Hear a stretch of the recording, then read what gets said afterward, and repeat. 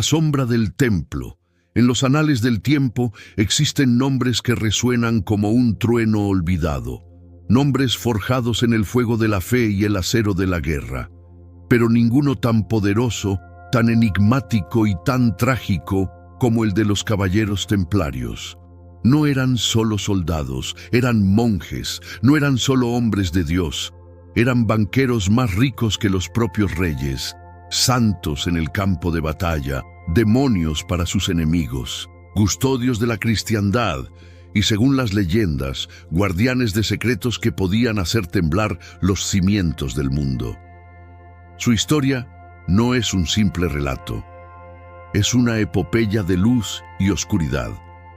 La crónica de cómo un puñado de caballeros piadosos construyó un imperio que se extendía desde las arenas de Jerusalén hasta las cortes de Europa, solo para ser devorado por las llamas de la envidia y la traición.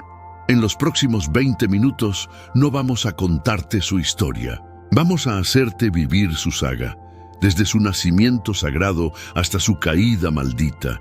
Prepárate, porque al final de este viaje, la palabra templario tendrá un nuevo y eterno significado para ti. Capítulo 1. La forja de la orden. El mundo, a finales del siglo XI, era un crisol de fervor y sangre.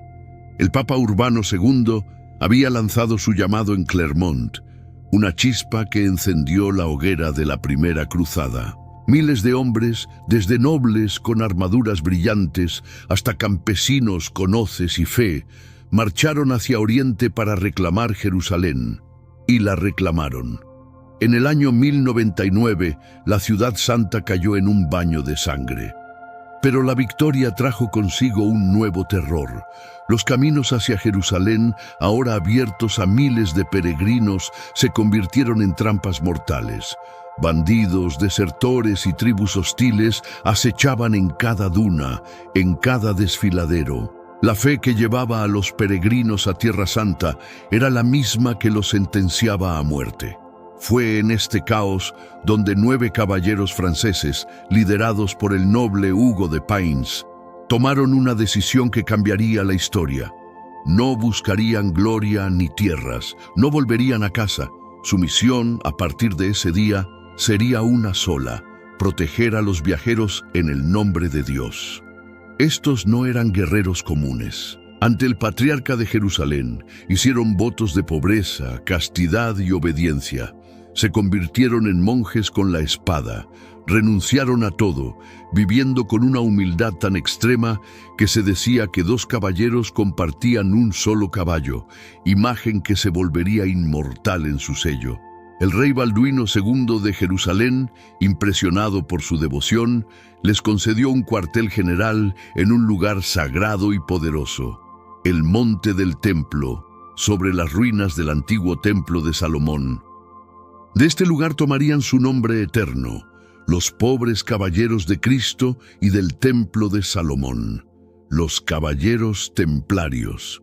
Durante casi una década, estos 9 hombres vivieron en la oscuridad, su fama creciendo solo en los susurros agradecidos de los peregrinos que llegaban a salvo. Pero la Iglesia de Roma, siempre atenta, vio en ellos la herramienta perfecta, un ejército que no respondía a ningún rey, sino directamente al Papa. En 1129, en el Concilio de Troyes, la Orden del Temple fue oficialmente reconocida. Se les otorgó una regla propia y su icónico manto blanco, símbolo de pureza.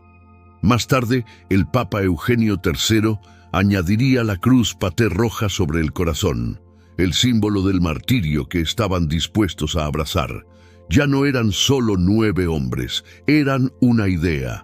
Y esa idea se esparció como un incendio por toda Europa. Nobles y guerreros, buscando la redención de sus almas, donaron sus fortunas, sus tierras y sus vidas a la orden. La chispa nacida de la fe se había convertido en una llama que pronto se volvería una hoguera de poder inimaginable. Capítulo 2. El Imperio Secreto. Con el respaldo del Papa y la admiración de la cristiandad, el poder de los templarios explotó. se convirtieron en una corporación multinacional en plena Edad Media. Su estructura era una obra maestra de disciplina. En la cima, el gran maestre, con un poder casi absoluto. Debajo de él, una jerarquía de comandantes y caballeros unidos por un juramento de obediencia total. Un templario no cuestiona, actúa. Su disciplina en batalla era legendaria. Avanzaban en formaciones compactas, un muro de acero y fe que nunca retrocedía. Su carga de caballería era tan temida que podía decidir el resultado de una guerra antes de que la primera espada chocara. Pero su verdadero poder no residía solo en el acero. Los templarios se convirtieron en los banqueros de Europa. Las donaciones masivas y su red de fortalezas llamadas encomiendas, que se extendían desde Londres hasta Jerusalén, les permitieron crear algo revolucionario, el primer sistema bancario internacional. Un peregrino podía depositar su oro en la encomienda de París y con una letra de cambio cifrada, retirarlo en Tierra Santa, viajando sin el peso y el peligro del oro. Construyeron castillos que parecían desafiar a los cielos, fortalezas que no solo servían como bases militares, sino como bóvedas de un tesoro inimaginable. Administraban flotas de barcos, poseían granjas, molinos y pueblos enteros. Estaban exentos de pagar impuestos a los reyes, respondiendo únicamente ante el Papa. Su riqueza y autonomía eran absolutas. Pero más allá del oro y las tierras, crecía otro tipo de leyenda, una susurrada en los rincones oscuros de sus templos. Se decía que en sus excavaciones bajo el templo de Salomón no solo habían encontrado tesoros, sino conocimiento. Conocimiento prohibido. Geometría sagrada, textos antiguos, secretos de alquimia, y sobre todo, se les vinculó con las dos reliquias más sagradas de la cristiandad, el Arca de la Alianza, el cofre que contenía el poder de Dios, y por supuesto, el Santo Grial. Era una copa, una línea de sangre, un secreto capaz de reescribir la historia. Nadie lo sabía. Pero muchos creían que si alguien en el mundo era digno de custodiar tales misterios, eran los templarios. Se convirtieron en algo más que hombres. Eran un símbolo, un imperio secreto, protegido por espadas, financiado por una riqueza incalculable y envuelto en un velo de misterio sagrado. Eran la fuerza más poderosa de su tiempo. Y esa luz cegadora que proyectaban, inevitablemente, comenzó a crear una sombra de envidia, miedo y codicia que finalmente los consumiría. Capítulo 3. La conspiración y la caída. El amanecer del siglo XIV encontró a los templarios en la cima de su poder, pero el mundo a su alrededor había cambiado. Las cruzadas en Tierra Santa habían fracasado, Jerusalén se había perdido. La razón de ser original de la orden se desvanecía, pero su riqueza y poder solo habían aumentado, y esto no pasó desapercibido. En el trono de Francia se sentaba un hombre tan ambicioso como despiadado, el rey Felipe IV, conocido como el Hermoso. El rey estaba ahogado en deudas, muchas de ellas con los propios templarios. Veía su poder, su autonomía y su inmensa fortuna no como un pilar de la cristiandad, sino como un estado dentro de su propio estado. Una amenaza intolerable. Felipe urdió un plan diabólico, una conspiración de una escala y una crueldad sin precedentes. Utilizó a su títere, el Papa Clemente V, un francés que le debía el papado, para construir su trampa. Durante meses, en secreto, agentes del rey recolectaron testimonios falsos de extemplarios resentidos, criminales y herejes, tejiendo una red de acusaciones monstruosas. Y entonces asestó el golpe. Al amanecer del viernes 13 de octubre de 1307, una fecha que quedaría marcada en la superstición para siempre, los hombres del rey actuaron en toda Francia. En una operación coordinada, miles de templarios fueron arrestados. Desde el gran maestre Jacques de Molay en París hasta el caballero más humilde en la encomienda más remota, todos fueron encadenados. Los cargos eran demenciales: herejía, sodomía, escupir sobre la cruz, adorar a un ídolo pagano llamado Baphomet, pactos con el diablo. La propaganda del rey inundó Europa, manchando la imagen de los santos guerreros. Luego comenzó el horror. En las mazmorras de Felipe, los caballeros que habían enfrentado ejércitos enteros sin temor, fueron sometidos a torturas sistemáticas y salvajes. El potro, la rueda, el fuego. La intención no era descubrir la verdad, sino fabricarla. Bajo un dolor insoportable, muchos confesaron crímenes que jamás habían cometido.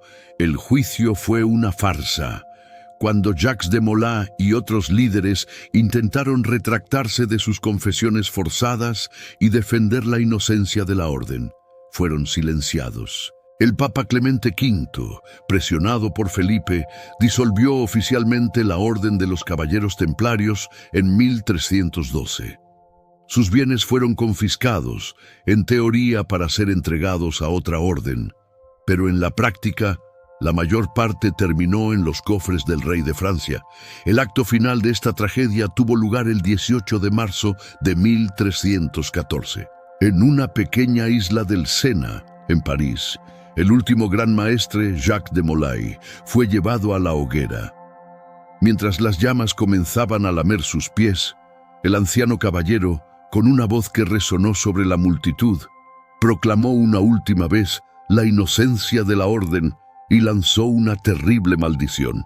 Papa Clemente, Rey Felipe, en menos de un año os emplazo ante el tribunal de Dios para recibir vuestro justo castigo.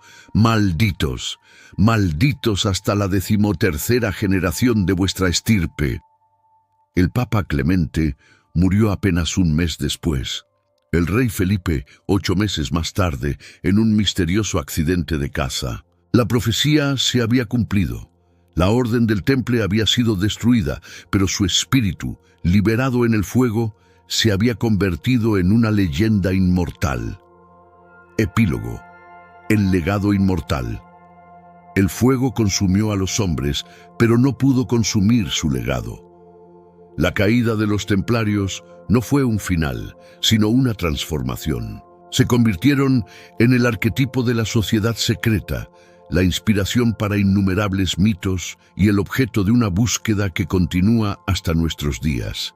¿Qué pasó con su inmenso tesoro y con su flota que desapareció misteriosamente del puerto de La Rochelle la noche antes de los arrestos, y los secretos que custodiaban? Las leyendas dicen que los caballeros supervivientes escaparon, llevando consigo su conocimiento y sus reliquias a lugares como Escocia, Portugal, o incluso, según las teorías más audaces, a través del Atlántico hasta el Nuevo Mundo, siglos antes que Colón. Su influencia se filtró en el tejido de la historia. Se dice que su espíritu y sus rituales sobrevivieron en el corazón de otras sociedades secretas, más notablemente en la francmasonería, que adoptó parte de su simbolismo y grados jerárquicos. Hoy, los templarios viven en nuestra cultura. Son los héroes de novelas, los protagonistas de películas, los guardianes de conspiraciones en videojuegos. Son un símbolo eterno de la lucha entre el poder y la verdad, de la fe traicionada y del misterio que se niega a morir. La saga de los Caballeros Templarios nos recuerda que la historia no es solo lo que está escrito en los libros, sino también lo que susurra en las sombras, en las ruinas de castillos olvidados y en el eco de una maldición lanzada desde las llamas. Su luz fue extinguida por la fuerza, pero su leyenda es inmortal. La historia ha sido contada, pero el misterio apenas ha comenzado. La hoguera se extinguió, pero no la historia. Las cenizas de Jacques de Molay se esparcieron por el Sena, pero de ellas nació algo más poderoso que un hombre. Un fantasma, un espectro de oro, acero y secretos que se negaría a morir. La Orden del Temple como institución terrenal había sido aniquilada, sus líderes ejecutados, sus tierras confiscadas, sus caballeros dispersados o muertos. Para el mundo, para el rey Felipe y el Papa Clemente, la amenaza había sido neutralizada, pero estaban equivocados, porque destruir una organización no es lo mismo que destruir una idea, y la idea de los templarios, forjada en la fe, fortalecida por el misterio y ahora santificada por el martirio, estaba a punto de comenzar su viaje más grande, el viaje hacia la inmortalidad de la leyenda. Esta es la historia de lo que vino después, la crónica de un eco, la saga de cómo los fragmentos dispersos de la orden más poderosa del mundo se reagruparon en las sombras, transformando su legado de un imperio visible a una influencia invisible que perdura hasta nuestros días. La noche antes de la masacre del viernes 13, algo extraordinario ocurrió en el principal puerto templario de La Rochelle, en la costa atlántica de Francia.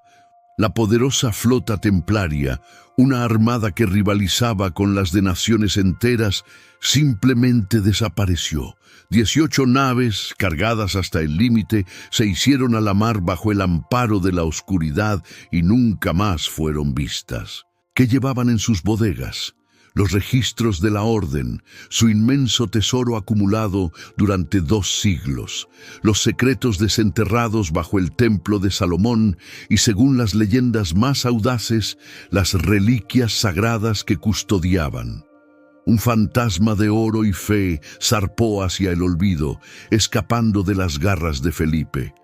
El destino de esta flota es uno de los mayores misterios de la historia. Las teorías son tan vastas como el océano que navegaron. Algunos dicen que se dirigieron a Portugal, donde el rey Dionisio I se negó a perseguir a los templarios y, en su lugar, los transformó creando la Orden de Cristo. Serían estos nuevos caballeros de Cristo, con la icónica cruz templaria en sus velas, quienes financiarían y liderarían la era de los descubrimientos de Portugal, llevando su conocimiento secreto a través de los mares. Otros susurran un destino aún más audaz: Escocia, una nación en guerra con Inglaterra, excomulgada por el Papa y, por lo tanto, un refugio perfecto para los caballeros proscritos.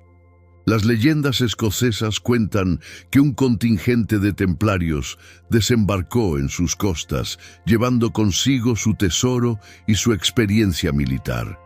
Se dice que jugaron un papel decisivo en la batalla de Bannockburn en 1314, donde un pequeño ejército escocés, liderado por Robert de Bruce, aplastó a las fuerzas inglesas. La aparición de una fuerza de caballería de élite, luchando bajo un estandarte templario, supuestamente sembró el pánico en las filas inglesas y aseguró la independencia de Escocia. Y la teoría más increíble de todas, que la flota, utilizando mapas secretos que mostraban el mundo mucho antes de que fuera descubierto, cruzó el Atlántico. Desembarcaron en el Nuevo Mundo, en lo que hoy es Canadá o Estados Unidos, casi 200 años antes que Colón, enterrando su tesoro y sus secretos en lugares como Oak Island, en Nueva Escocia, un lugar que se ha convertido en una obsesión para los cazadores de tesoros modernos. La flota desapareció, pero llevó consigo las semillas del futuro de la Orden, semillas que brotarían en las tierras más inesperadas. Mientras la leyenda del tesoro perdido crecía, los supervivientes de la Orden se reorganizaban, no como un ejército, sino como una hermandad secreta. Su influencia se volvió subterránea, codificada en símbolos y rituales, y es aquí donde su historia se entrelaza inseparablemente con la de otra sociedad secreta, la francmasonería. Muchos creen que la francmasonería moderna es la heredera directa de los conocimientos y tradiciones templarias. La conexión más tangible se encuentra en Escocia, en la enigmática capilla de Roslin. Construida a mediados del siglo XV por William Sinclair, Descendiente de una familia con fuertes lazos templarios, la capilla es un libro de piedra. Sus paredes están cubiertas de tallas que mezclan simbología cristiana, pagana y notablemente masónica, mucho antes de que la masonería fuera oficialmente